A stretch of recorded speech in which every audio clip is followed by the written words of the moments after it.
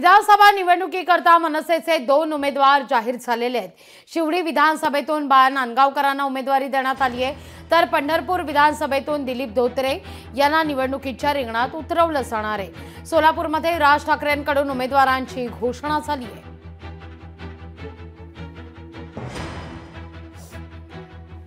माननीय राजसाहेब ठाकरे यांनी माझ्यावर जो विश्वास दाखवला आणि माझी उमेदवारी जाहीर केली त्याबद्दल मी माननीय राजसाहेबांचे या ठिकाणी मनापासून धन्यवाद म्हणतो, आभार व्यक्त करतो।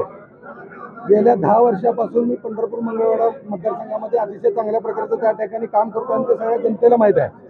पंढरपूर मंगळवेढा मतदारसंघातील जे कोणते प्रश्न असतील त्या सर्व प्रश्नाची सोडवणूक महाराष्ट्र नवनिर्माण सेनेच्या माध्यमातून माननीय राजसाहेब ठाकरे यांच्या नेतृत्वाखाली आम्ही कायम करत आलोय। पंढरपूर आणि मंगळवेढा तालुक्यातील जनता महाराष्ट्र नवनिर्माण सेनेच्या पाठीमागे या ठिकाणी खंबीरपणे उभारणार आहे आणि येणाऱ्या निवडणुकीमध्ये मनसेचा विजय निश्चित आहे याची मला खात्री आहे। माझी आणि पंढरपूरचे आमचे दिलीप धोत्रे दोघांची उमेदवारी जाहीर झाली।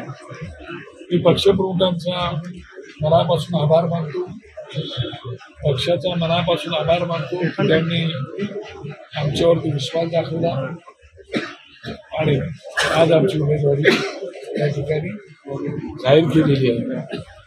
मला नक्की खात्री आहे शिवडी मतदारसंघातील लोक आणि पंढरपूर मतदारसंघातील लोक निश्चितपणे आम्ही त्यांचं प्रामाणिकपणे काम करत आलेलो आहोत, प्रामाणिकपणे काम करतो।